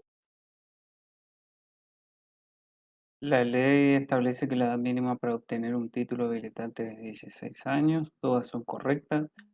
Juan puede ejercer su profesión por cuenta propia sin requerir Ah, autorización. Podrá ejercer su profesión y tendrá la administración de los bienes que adquirió como producto de la misma. claro. Sí, sí, Por sí. ende, la respuesta correcta era todas son Todas correctas correctas. porque la Claro, edad porque tiene mínima para tener 17. título habilitante, claro, exacto, Ujú. tiene 17 años. Por eso mi consulta era, Sí, porque yo tenía esa duda que en el artículo 25 dice que es que un menor de edad es toda persona que no hubiera cumplido la edad de los 18 años, 18 y años, en sí. em, en el artículo 30 dice que toda persona menor de edad con un título habilitante puede ejercer su profesión. Claro, pero es menor o sea, menor de edad, dice, no dice menor de tal edad. La ley establece la edad mínima para con título habilitante a los 16. Por eso se establece que todas son correctas. Él tiene 17. No sé si me Claro, entendés. no sabría si me podría decir en qué parte está ese punto donde explica que la edad mínima es 16 años. No, habíamos explicado Yo, nosotros cuando no, hablamos del menor de edad, cuando hablamos de la sí. capacidad de las personas, ¿En qué dijimos, artículo quiere saber él? Perdón. dijimos que a partir de los 18 años adquiría la mayoría de edad y por ende era plenamente capaz de ejercer todos los actos que quisiera por sí mismo, pero la ley permitía que antes de llegar a esa mayoría de edad, antes de llegar a los 18, habían ciertas actividades que podía realizar por sí Sí, mismo, pero no siendo mayor de edad. sí, pero ¿Quieren me parece precisar que el artículo? lo que él quiere saber en qué artículo está, lo de la habilitación a los 16. Yo creo que es una norma más bien laboral, Diego, ¿no? Yo, yo no creo que esté en el Código Civil eso. Si mal no me equivoco, tendría que mirarlo yo al código. Eso es cuando, eso tiene que ver con los títulos habilitantes. Cuando el tema del siguiente, cuando se empezaron a recibirse Ujú, cuando tenían 18 o entre 18 y 21 con el antiguo régimen. sí.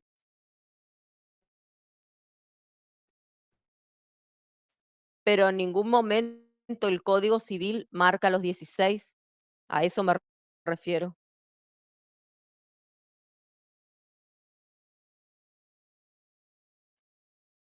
Bueno, y en mi caso yo estudié con el apunte y no puse que todas eran correctas porque me parecía que el punto A, en este caso, era el Ujú. incorrecto.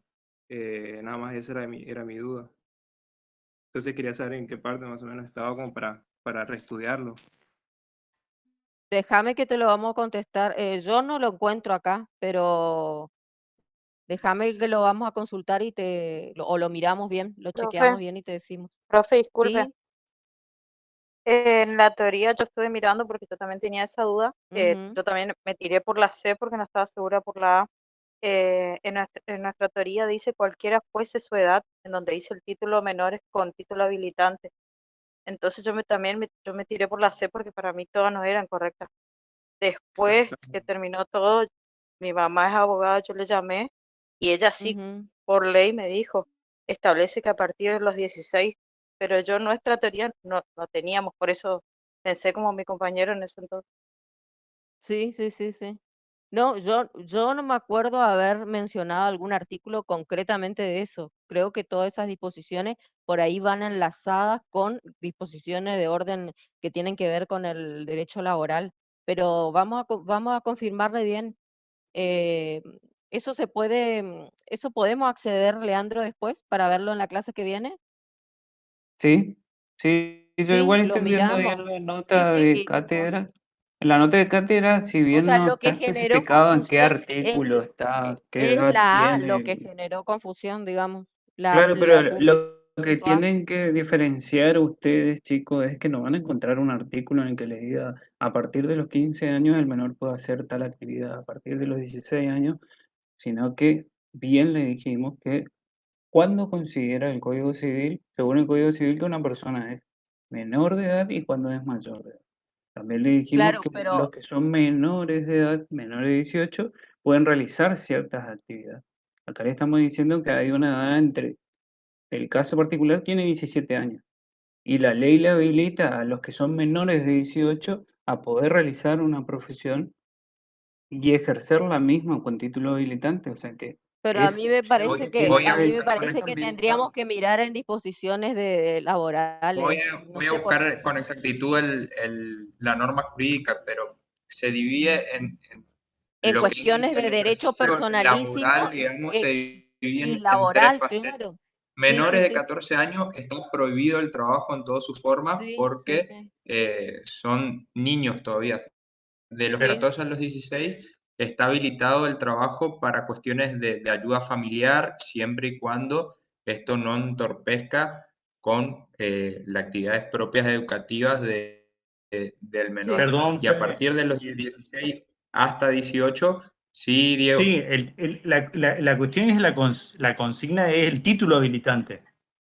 Claro, porque ahí le dice que la ley le permite el Dice, título persona habilitante. menor de edad con que adquiera título habilitante. El artículo 30 del Código Civil lo especifica. Dice, la persona menor de edad con título profesional habilitante. La persona menor de edad que ha obtenido título habilitante para el ejercicio de una profesión puede ejercerla por cuenta propia sin necesidad de previa autorización. Tiene la administración y disposición de bienes que adquiere con el producto de su profesión y puede estar en juicio civil o penal por cuestiones vinculadas a ella. Exacto, y en el artículo 30 no hace distinción de menor de edad, adolescente o niño. Mi mamá me mandó en el artículo 32 de la ley 20.744. Dice la ley Claro, laboral, por eso te digo, la ley El lugar laboral, de sí, trabajo. por eso te claro, digo, tiene que dice, ver con una indica cuestión laboral. solo desde los 16 años podrá celebrar contrato de trabajo con autorización de los padres. Pero en realidad nosotros, nuestra teoría de ahí de usted de la cátedra, no teníamos límite de edad en ese tipo. Sí. Yo El tema, yo reconozco que yo no hice aclaración en eso de la cuestión, no hice incorporación de los artículos de la legislación laboral, justamente para no confundir, digamos, pero es así como mencionó recién esas diferencias etarias que mencionó Federico. Y la ley 2744 es la de contrato laboral, así que tiene que ver claro, con una legislación laboral. pensemos lo siguiente de que cuando el Código Civil lo está planteando, lo plantea desde un título profesional como ejercicio autónomo, ¿no? Y en cambio, el contrato laboral es una relación de dependencia. Por eso que se enfoca en la cuestión título profesional habilitante. Hay Pero una pequeña... por este caso, A mí me Pequeña gustaría saber si ese punto, que a mí me lo dieron negativo por el punto A, se podría dar como válido porque estamos hablando de título habilitante y no un contrato laboral. Profe, disculpe, yo por ejemplo en mi Y caso, habrá que ver, vamos a consultar ese tema que si le generó confusión. ¿Varios tuvieron ese inconveniente? ¿Quién preguntó primero? Jeremías. Bueno, y esta chica que nos dijo recién. profe, Bueno, disculpe, en todo caso, ¿sí? yo por ejemplo en mi ¿Victoria? caso me tiré por, ¿Quién es? por la opción de que todas son correctas, viendo justamente lo que decía después. Sí, si bien hablaba y ponía 16 años, digamos, sería un menor, pero yo más me tiraba por las demás opciones, digamos. Y como dice el profe Tolosa, de que hablaba más sobre el título profesional habilitante. No miré tanto lo de la edad, o sea, por eso puse todas son correctas. Claro, sí, sí, sí, sí. Pues de acuerdo al relato que decía que había obtenido el título de chef, tomaste más esa Sí, sí, o sea, circunstancia. miré todas las opciones y no tanto lo de 16 años, o sea, como no especificaba justamente una edad y sí hablaba de menor de edad, como que todas Ujú, eran correctas. está. Bueno, y bueno, vamos a tener que ver porque creo que los profes todavía no empezaron a mirar, o sea que ahora van a mirar si se da mucha confusión en esa, seguramente habrá sido Perdón, una Rosana, cuestión de... Sí, sí, con la salvedad de que esto es una cuestión que se somete a consideración de la cátedra y, sí, vamos bueno, a ver estamos cómo sí. estamos tratando de comprender la confusión que se planteó, ¿no? Sí, ujú, así es. Y no sé qué otra consulta tenían al comienzo de la clase, que me quedó que era esa, la del práctico.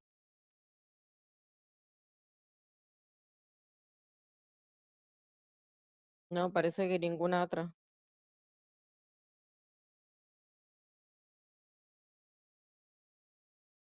También tuve otra duda, digamos. Casi ya no tengo ni un Sí. fundamento, sino que es una duda y me gustaría si me pueden explicar. Es la siguiente, que es, debido a que Juan es menor de edad, sus padres en ejercicio en responsabilidad parental, y hay tres opciones. La correcta dice que es bueno oponerse a la decisión de su hijo si los motivos de tal oposición fueron razonables y atendibles. Esa dice que es la correcta. Ujú. Yo en mi caso puse que no pueden oponerse a la decisión de su hijo de organizar una empresa, porque también Pero- tuve en cuenta lo del título habilitante, de que dice, tiene la administración y la disposición de los bienes que adquiere con el producto de su profesión. Seguimos con el mismo caso, nada más que es Sí. otra Está como un punto. A tercer- ver, vamos abajo. A ver, que ahí sí se muestra. Debido a que Juan es menor de edad, sus padres, en ejercicio de la responsabilidad, deben oponerse a la decisión de su hijo, no pueden oponerse a la decisión de su hijo de organizar una empresa, o pueden oponerse a la decisión de su hijo si los motivos de tal decisión fueran razonables.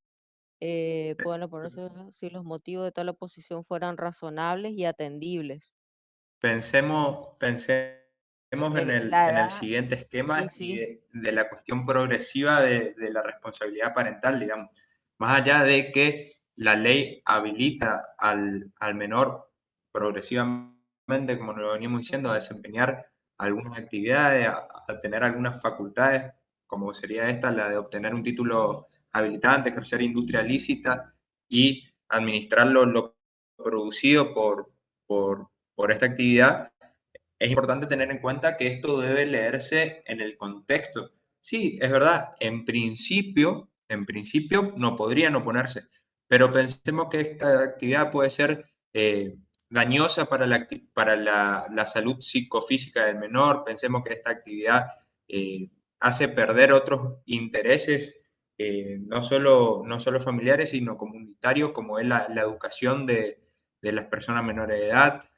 Hay una cantidad de aditamentos que hay que considerarse en su conjunto y no eh, individualmente hablando, digamos. Entonces, en principio no podrían oponerse, pero obviamente si esto va en detrimento del menor y está debidamente fundado, toma plena vigencia el instituto de la responsabilidad parental de los progenitores este caso. Profe, disculpe, pero en este caso, ¿cuál sería el riesgo para él? Porque era una empresa de fábrica de venta de pasta. O sea, ¿por qué tendrían que ocuparse los padres? Si él ya tenía el título habilitante y demás, y podía responder por la administración de posición de los bienes. O sea, por eso a mí también me quedó la duda y yo había marcado la B. Claro, Podían oponerse. fíjate que Ujú. más allá que la pregunta está relacionada al caso, el supuesto dice, salvo que exista una causa que así lo justifique o una causa que, a ver, si lo vemos en particular, puede Profe, yo oponerse sabía a la decisión si los yo me motivos de quedé tal igual oposición fueran razonables y atendibles. Claro, No, no le da hace la... referencia a un supuesto en particular, digamos, sino habla de una situación genérica. Ujú.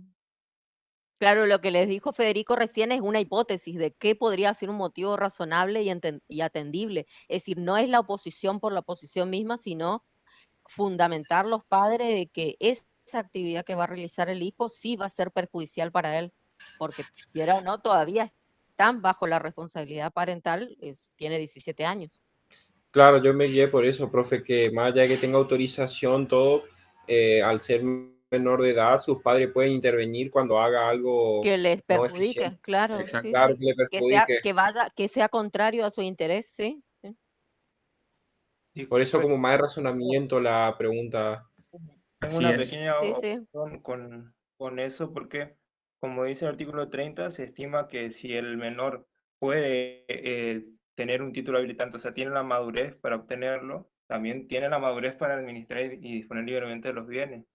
Entonces, independientemente de los padres, de lo que ellos piensen que es correcto para el hijo o no, si el menor tiene la madurez para tener el título, también va a tener la madurez para saber qué sería lo correcto o no. Pero acordate que Perdón, no es de moví lo que quién sea lo está. correcto o no, sino que no se habla por ahí de la comprensión, sino que a veces puede comprender lo que hace, pero a lo mejor no es lo que lo beneficiaría a él, no sería beneficioso, sino sería perjudicial para el niño, en este caso, para el adolescente, casi adulto, digamos. Sí.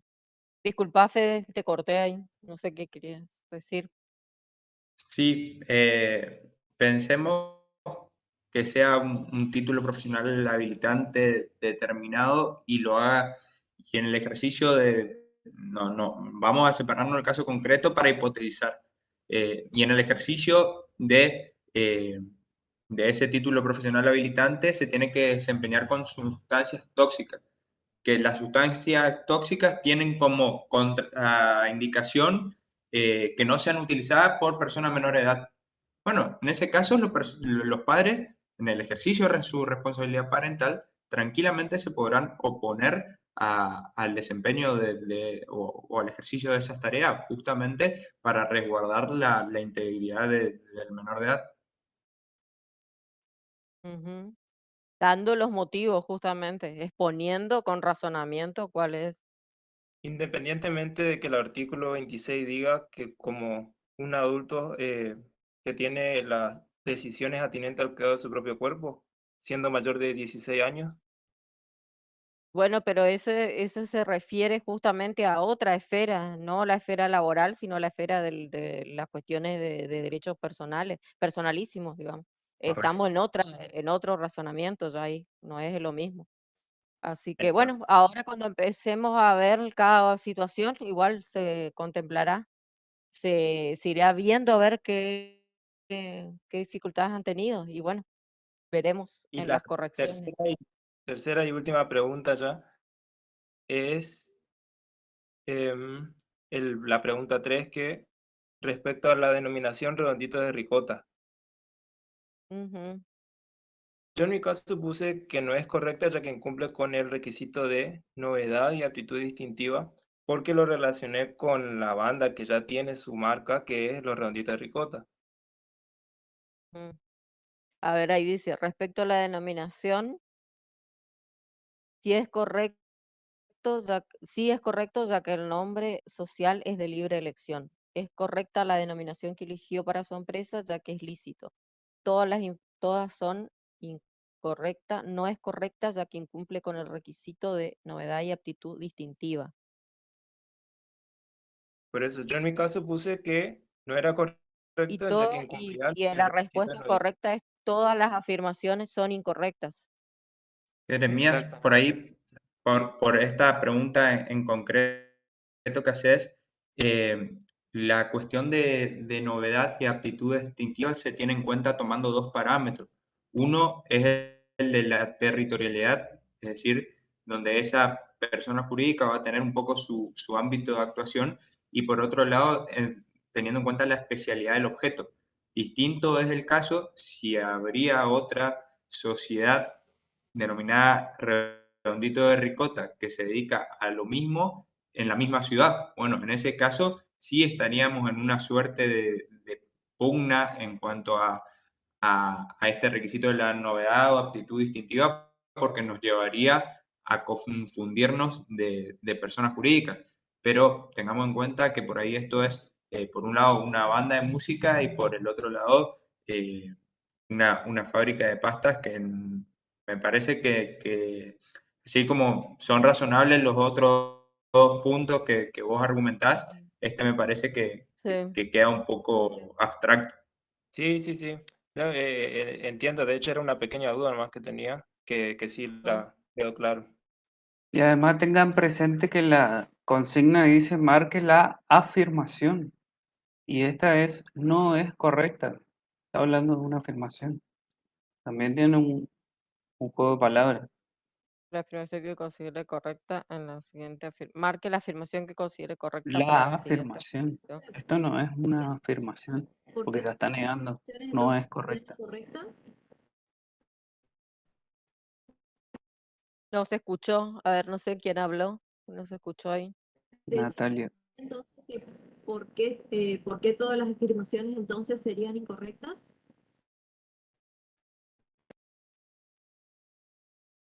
Por La el mismo respuesta, motivo que explicó el profe Federico.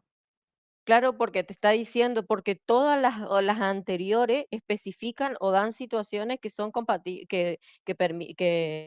que son correctas, digamos, que permiten, digamos, esa elección de ese nombre, son lícitas, eh, digamos, tiene todos los parámetros que tienen que dimos al hablar de los nombres, del nombre social, de la razón social. Bueno, vamos a dejarlo acá porque si no van a seguir haciendo hasta lo último, van a... Muchas Em, gracias, profe, por responder. a ver qué otra cosa.